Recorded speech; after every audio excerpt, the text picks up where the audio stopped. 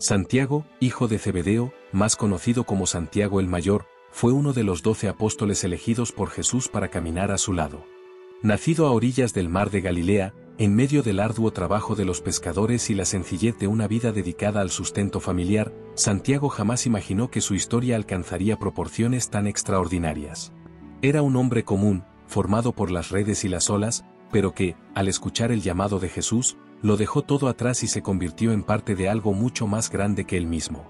Apodado por el Maestro como Hijo del Trueno, Santiago era conocido por su fuerza, pasión y valentía.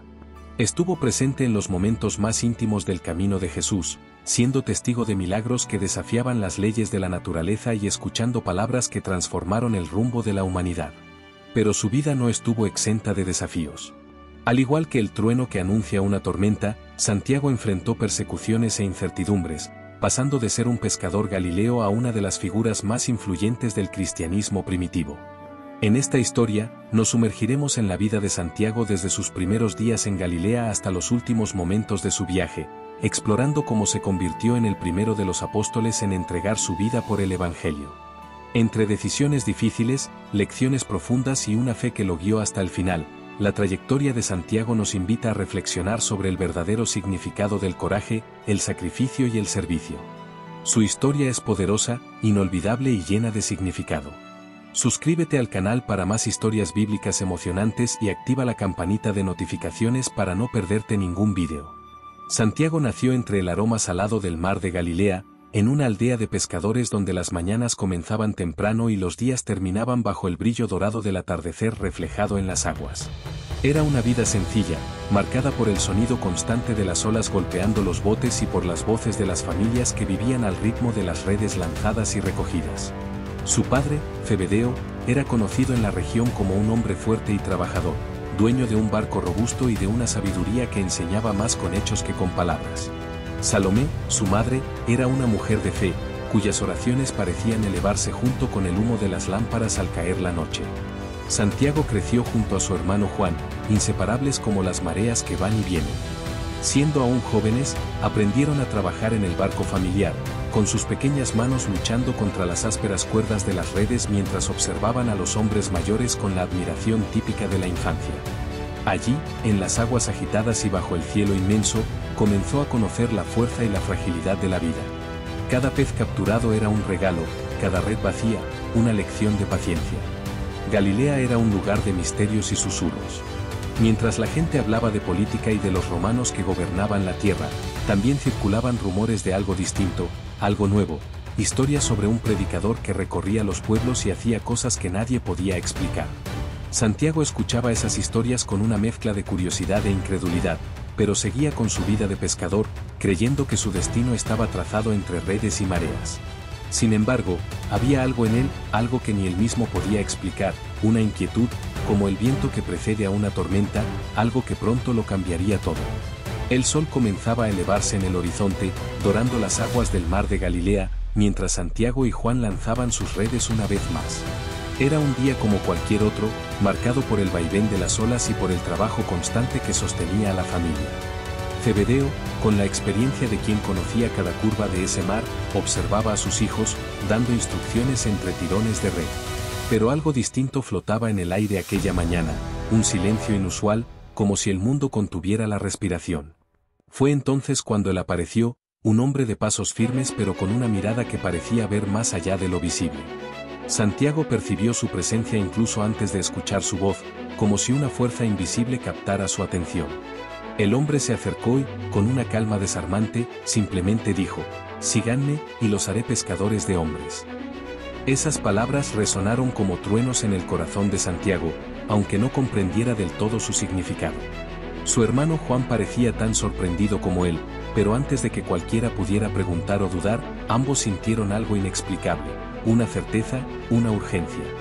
Dejaron las redes, el barco, al Padre, todo. No hubo discusión ni despedidas elaboradas, solo un movimiento impulsivo que parecía guiado por una fuerza mayor. El camino que siguieron junto a aquel hombre que se presentó como Jesús estuvo marcado por una mezcla de fascinación y misterio. A cada paso, Santiago sentía como si dejara atrás no solo las redes y el barco, sino toda una vida. ¿Qué significaba exactamente ser un pescador de hombres? El futuro parecía una tierra desconocida, pero una cosa era segura. No había vuelta atrás. Mientras caminaban, otros se unían al grupo, cada uno con su propia historia, con sus propias dudas. Santiago miraba a Jesús, intentando comprender quién era ese hombre que, con tan pocas palabras, había transformado el rumbo de su vida. Y las respuestas parecían estar siempre más adelante, como un horizonte que aún no podía alcanzar. Los días al lado de Jesús eran diferentes a todo lo que Santiago había vivido. Las orillas del mar de Galilea, que antes eran el escenario de su rutina, ahora se convertían en escenario de milagros y multitudes. Santiago veía con sus propios ojos cosas que desafiaban cualquier explicación. Un hombre ciego recobraba la vista, una niña que estaba muerta volvía a la vida, y de lo poco surgía suficiente para alimentar a miles. Jesús no solo predicaba, hacía cosas que parecían doblar las reglas del mundo. Fue en ese contexto que Santiago y Juan recibieron un apodo que, al principio, sonó casi como una broma, pero que pronto se reveló mucho más profundo. Jesús los llamó Boanerges, los hijos del trueno. Santiago no entendió de inmediato el porqué, pero con el tiempo comenzó a darse cuenta. Era como si ese nombre llevara una verdad sobre el que ni siquiera él conocía aún. Su pasión, su fuerza e incluso su impetuosidad estaban allí, encapsuladas en una sola palabra. Hubo un episodio que lo dejó claro. En una ocasión, al pasar por una aldea que se negó a recibir a Jesús, Santiago y Juan, llenos de fervor, preguntaron al maestro si debían pedir que descendiera fuego del cielo para consumirlos, como los antiguos profetas. Pero la respuesta de Jesús fue una lección. Los reprendió con firmeza, recordándoles que el reino que él traía era muy distinto de lo que ellos imaginaban. Santiago sintió el peso de esas palabras como una corriente de aire que precede a una tormenta, alineando su comprensión. Sin embargo, ser llamado hijo del trueno no se trataba solo de fuerza e ímpetu. También era sobre el coraje de enfrentar lo desconocido y la intensidad de una fe que aún se estaba formando. Santiago comenzaba a entender que seguir a Jesús era más que dejar barcos y redes. Era permitir que cada parte de uno mismo fuera transformada. Y poco a poco se acercaba a un destino tan grande como misterioso. Con el paso de los días, Santiago comenzó a notar que Jesús hacía algo que nadie más hacía. Elegía a aquellos que caminarían más cerca, quienes verían lo que los demás no podían ver. Entre los 12 apóstoles, había un círculo más íntimo, y Santiago, junto con su hermano Juan y Pedro, fue escogido para estar allí.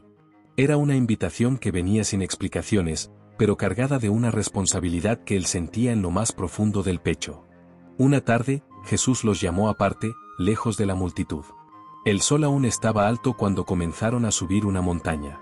El silencio del camino solo era interrumpido por el sonido de sus pasos y el viento que soplaba entre los árboles. Al llegar a la cima, sucedió algo que Santiago nunca olvidaría, aunque viviera 1000 vidas. Ante sus ojos, Jesús fue transfigurado. Su rostro brillaba como el sol, y sus vestiduras se volvieron más blancas que cualquier tela que Santiago hubiera visto. Era como si, por un momento, el cielo se hubiera abierto allí mismo, revelando una gloria que las palabras humanas no podían describir. Y no solo eso. De repente Moisés y Elías aparecieron junto a Jesús, conversando con él. Santiago sintió que sus piernas temblaban y su mente luchaba por comprender lo que veía. Pedro, como siempre, fue el primero en hablar, sugiriendo construir tiendas para quienes estaban ante ellos. Pero antes de que pudieran hacer algo, una nube luminosa los envolvió, y una voz poderosa resonó diciendo: «Este es mi Hijo amado, en quien me complazco. Escúchenlo». Santiago cayó de rodillas, tomado por un temor que era a la vez aterrador y sagrado. Cuando todo terminó y solo Jesús quedó allí, comenzaron a bajar la montaña con más preguntas que respuestas. Santiago sentía que estaba siendo llevado hacia algo mucho más grande, pero exactamente qué, aún no podía saber. Mientras el silencio del regreso resonaba, el recuerdo de la luz y la voz lo acompañaba como una sombra. Santiago seguía cada vez más de cerca los pasos de Jesús, y cuanto más aprendía, más se daba cuenta de cuánto le quedaba por aprender. Sin embargo, había algo que él y su hermano Juan no podían dejar de lado: la idea de un reino glorioso, un lugar donde finalmente serían recompensados por todo lo que habían dejado atrás. Era imposible no pensar en eso. Y poco a poco, él se acercaba a un destino tan grande como misterioso. Con el pasar de los días, Santiago empezó a notar que Jesús hacía algo que nadie más hacía. Él elegía a aquellos que caminarían más cerca, aquellos que verían lo que los demás no podían ver. Entre los 12 apóstoles, había un círculo más íntimo, y Santiago, junto con su hermano Juan y Pedro, fue elegido para estar allí. Era una invitación que venía sin explicaciones, pero que cargaba una responsabilidad que él sentía profundamente en el pecho. Una tarde, Jesús los llamó aparte, lejos de la multitud. El sol aún estaba alto cuando comenzaron a subir una montaña. El silencio del camino solo se rompía por el sonido de los pasos y del viento que soplaba entre los árboles. Cuando llegaron a la cima, ocurrió algo que Santiago nunca podría olvidar, aunque viviera 1000 vidas. Ante sus ojos, Jesús fue transfigurado. Su rostro brillaba como el sol, y sus ropas se volvieron más blancas que cualquier tela que Santiago hubiera visto. Era como si, por un instante, el cielo se hubiera abierto justo allí, revelando una gloria que las palabras humanas no podían describir. Y no solo eso. De repente, Moisés y Elías aparecieron al lado de Jesús, conversando con él. Santiago sintió que sus piernas temblaban y su mente luchaba por comprender lo que estaba viendo. Pedro, como siempre, fue el primero en hablar, sugiriendo construir tiendas para aquellos que estaban delante de ellos. Pero antes de que se pudiera hacer algo, una nube luminosa los envolvió, y una voz poderosa resonó, diciendo: «Este es mi Hijo amado, en quien me complazco. Escúchenlo». Santiago cayó de rodillas, tomado por un temor que era al mismo tiempo aterrador y sagrado. Cuando todo terminó y solo Jesús permanecía allí, comenzaron a descender la montaña, con más preguntas que respuestas. Santiago sentía que estaba siendo llevado hacia algo mucho mayor, pero que era exactamente, aún no podía saberlo. Mientras el silencio del regreso se prolongaba, el recuerdo de la luz y la voz lo acompañaban como una sombra. Santiago seguía cada vez más de cerca los pasos de Jesús, y cuanto más aprendía, más entendía lo mucho que aún le faltaba por aprender. Sin embargo, había algo que él y su hermano Juan no podían dejar de lado: la idea de un reino glorioso, un lugar donde finalmente serían recompensados por todo lo que habían dejado atrás. Era imposible no pensar en ello. Jesús hablaba de un reino que estaba por venir, pero Santiago, como muchos otros, imaginaba ese reino como algo terrenal, lleno de honor y autoridad. Fue entonces cuando su madre, Salomé, se acercó a Jesús en un momento oportuno. Con reverencia y valentía, hizo una petición audaz: que sus 2 hijos pudieran sentarse, uno a la derecha y otro a la izquierda de Jesús, cuando él tomara el trono de su reino. Santiago sintió su corazón acelerarse mientras miraba a Jesús, esperando la respuesta. Pero, en lugar de aprobación, lo que vino fue una pregunta que parecía esconder algo mucho más profundo. ¿Pueden beber del cáliz que estoy por beber? La voz de Jesús era serena, pero sus palabras pesaban como un ancla en el pecho de Santiago. Sin dudarlo, él y Juan respondieron que sí, que podían, pero la mirada de Jesús decía algo distinto, algo que Santiago solo entendería con el tiempo. «Beberán de mi cáliz», sí, dijo Jesús, «pero el sentarse a mi derecha o a mi izquierda no me corresponde concederlo. Esos lugares pertenecen a aquellos para quienes han sido preparados por mi Padre». Hubo silencio. Santiago sintió la tensión en el aire mientras los demás discípulos, al oír la petición, comenzaron a murmurar entre ellos, indignados. Pero Jesús, como siempre, los llamó cerca y explicó algo que cambiaría para siempre la manera en que Santiago veía la grandeza. «El que quiera ser grande entre ustedes, que sea su servidor, y el que quiera ser el primero, que sea su esclavo». Santiago escuchaba, pero en el fondo, sentía que aún no comprendía completamente lo que Jesús quería decir. El camino por delante parecía cada vez más nebuloso, y Santiago comenzaba a entender que seguir a Jesús significaba enfrentar una serie de desafíos que aún no podía imaginar. Cada paso hacia adelante era más profundo, como aguas que se volvían cada vez más hondas y misteriosas. El tiempo pasaba, y el camino al lado de Jesús se volvía cada vez más intenso. Las multitudes que lo seguían eran más grandes, pero también más divididas.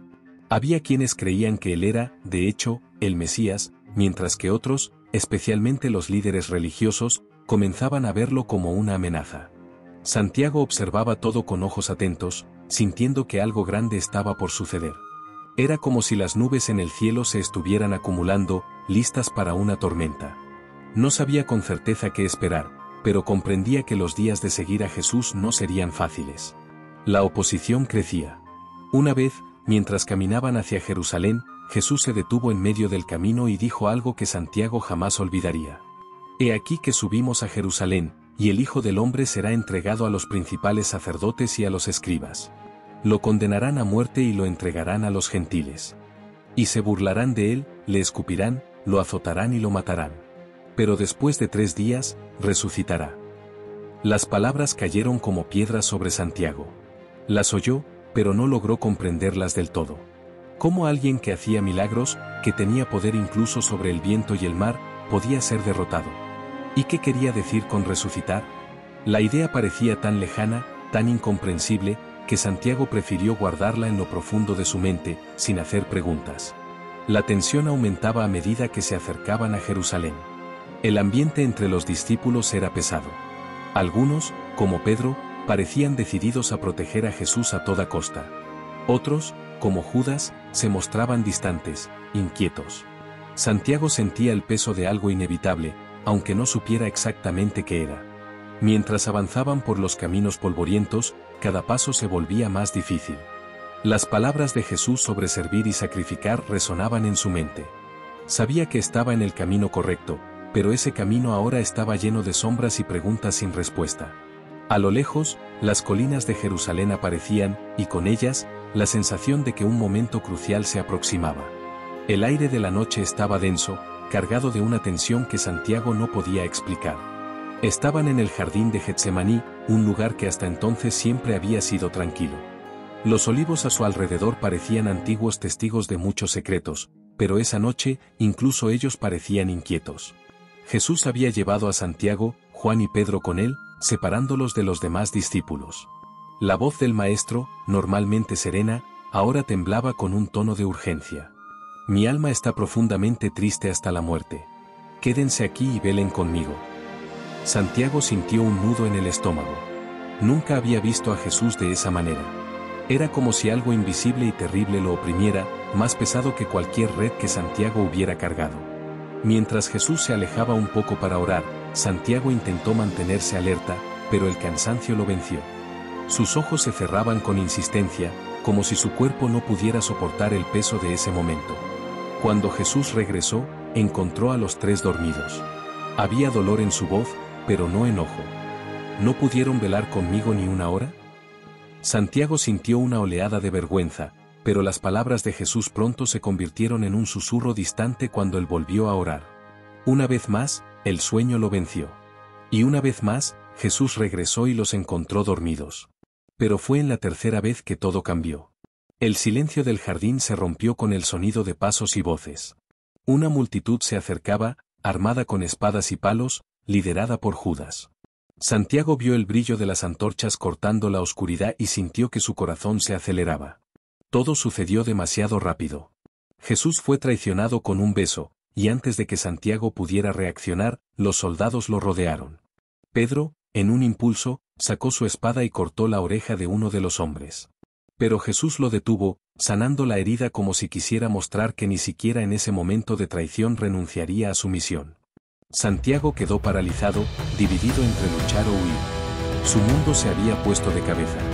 Las horas después del arresto de Jesús fueron un torbellino de miedo, dudas y silencio. Él y los demás discípulos se dispersaron, cada uno intentando procesar lo que acababa de suceder.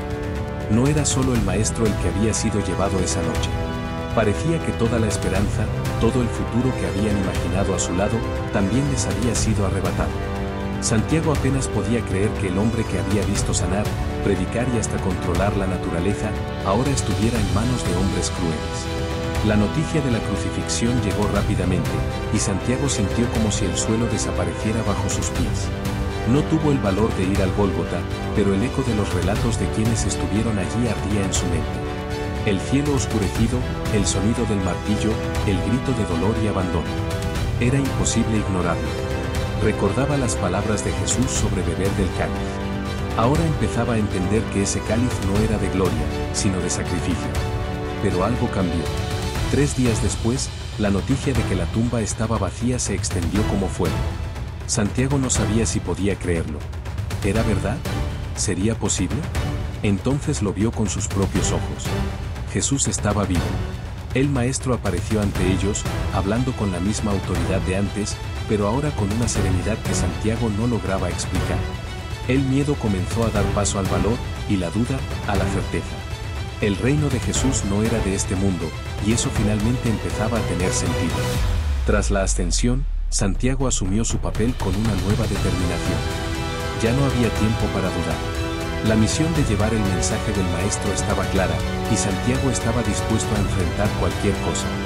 Pero él sabía que seguir ese camino significaba enfrentar peligros mayores de los que jamás imaginó. La oposición no solo era inevitable, sino inminente. Cada paso adelante era como pisar terreno desconocido, pero él estaba preparado para lo que viniera, o al menos lo intentaba.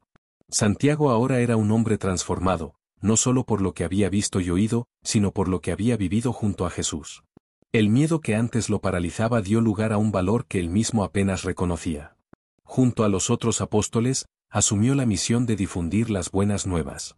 Jerusalén se convirtió en el punto de partida, pero la ciudad que antes fue escenario de tanto sufrimiento ahora era también el centro de una persecución implacable. Las autoridades estaban decididas a silenciarlos. Santiago sabía que cada vez que hablaba de Jesús, cada vez que proclamaba la resurrección, arriesgaba su vida. ¿Pero cómo podría callarse? Había visto la luz que trasciende la oscuridad, había escuchado la verdad que transforma todo. Nada podía apagar esa llama que ardía en su corazón. Los días estaban llenos de tensión. Multitudes se reunían para escuchar a los apóstoles, y cada sermón parecía atraer más atención, tanto de seguidores como de enemigos. Santiago no se escondía. Hablaba con fuerza, con pasión, su voz como un trueno que resonaba en las calles. Quizás eso era lo que irritaba tanto a los líderes religiosos como a los romanos. Para ellos, Santiago era más que un seguidor. Era una amenaza. Entonces llegó la orden. Herodes Agripa, buscando complacer a los líderes judíos y consolidar su poder, ordenó la detención de Santiago. No hubo juicio justo, solo una decisión rápida y cruel. Él sería ejecutado. Santiago sabía que ese momento podía llegar, pero aún así, cuando llegaron los soldados, sintió el peso de la realidad. No había miedo, solo una paz que apenas podía explicar. Era como si, incluso en ese instante, escuchara la voz de Jesús preguntando: ¿puedes beber del cáliz que voy a beber? Y Santiago sabía la respuesta. Los días siguientes estuvieron marcados por un extraño silencio. La ejecución ocurrió rápidamente, y Santiago se convirtió en el primer apóstol en derramar su sangre por el Evangelio. Pero para aquellos que lo amaban y escuchaban su mensaje, ese sacrificio no fue el fin. La historia de Santiago resonaba más fuerte que nunca, desafiando a quienes intentaban apagar la luz que él ayudaba a difundir. La noticia de la muerte de Santiago se difundió rápidamente entre los seguidores de Jesús. Para muchos, fue un golpe devastador. Como uno de los pilares entre los apóstoles, él era una voz firme y llena de pasión, alguien que no dudaba en hablar con autoridad, pero también con el corazón. Ahora, Santiago ya no estaba allí, y eso dejaba un vacío difícil de llenar. Sin embargo, al mismo tiempo, su vida y su muerte despertaron algo nuevo, una determinación aún mayor entre quienes continuaban su misión. Los relatos de Santiago no eran solo recuerdos, eran ejemplos vivos. Cada vez que su historia se contaba, era como si el trueno de su voz resonara de nuevo, inspirando a otros a ser tan valientes como él. En Galilea, donde creció, y en Jerusalén, donde predicó, su nombre pasó a ser símbolo de fe inquebrantable. Quienes lo conocían recordaban su fuerza, pero también su humanidad, su fervor, su impulsividad, y la manera en que lo dejó todo para seguir un llamado mayor. Los años que siguieron a su muerte no fueron fáciles para los demás apóstoles. La persecución aumentaba, y muchos se preguntaban si podrían soportar. Pero, siempre que flaqueaban, el recuerdo de Santiago los animaba. Él fue el primero en entregar su vida, el primero en beber del cáliz que Jesús mencionó. Su valentía era un recordatorio de que el reino por el que luchaban no era de este mundo, sino eterno. Peregrinos y viajeros comenzaron a hablar de Santiago por todas partes, sus palabras y actos resonando incluso en lugares donde él nunca estuvo. Se había convertido en más que un hombre, era un símbolo de sacrificio y amor incondicional. Incluso el lugar de su muerte adquirió un significado sagrado, como si la tierra guardara ecos de la fuerza que Santiago alguna vez llevó. La historia de Santiago, hijo de Zebedeo, es como una ola poderosa que no deja de avanzar, incluso mucho tiempo después de tocar la orilla. Su vida, marcada por decisiones audaces y una fe inquebrantable, dejó un legado que atraviesa los siglos. No era perfecto, ninguno de los apóstoles lo era. Santiago era impulsivo, a veces hasta impetuoso, como cuando pidió que bajara fuego del cielo contra quienes rechazaban a Jesús. Pero era precisamente eso lo que lo hacía humano, cercano a todos nosotros. Era alguien que cometió errores, aprendió y creció, convirtiéndose en un instrumento poderoso en las manos de Dios. Santiago nos enseña que el coraje no es la ausencia de miedo, sino la decisión de seguir adelante a pesar de él. Cuando dejó sus redes y el barco de su familia para seguir a Jesús, no sabía a dónde lo llevaría ese camino. No sabía que presenciaría milagros, que enfrentaría persecuciones, ni que sería el primero de los apóstoles en entregar su vida. Solo sabía que había algo en ese llamado que no podía ignorar, algo que valía más que todo lo que había conocido hasta entonces. Su historia también nos recuerda que el camino del discípulo no está hecho de gloria terrenal, sino de sacrificio y servicio. Santiago deseó lugares de honor al lado de Jesús, pero aprendió que el verdadero poder está en servir, incluso cuando eso significa arriesgar la propia vida. Su muerte fue trágica, pero no fue el fin. Fue el comienzo de un mensaje que resonaría con aún más fuerza, inspirando a otros a seguir el mismo camino de fe. Santiago nos invita a mirar más allá de nuestras limitaciones, nuestros miedos y nuestras dudas. Nos desafía a escuchar el llamado, incluso cuando no entendemos completamente a dónde nos llevará. Porque al final, su vida es un testimonio de que el verdadero significado no está en cuánto vivimos, sino en cómo vivimos y para quién vivimos. Y eso, al igual que el trueno que simbolizaba, seguirá resonando. Si te gustó la historia de Santiago, hijo de Zebedeo, y quieres seguir acompañando otras historias de fe y superación, no olvides darle like a este vídeo y compartirlo con quienes amas. Y claro, suscríbete al canal para no perder ningún contenido nuevo. Juntos, exploraremos más lecciones poderosas de la Biblia.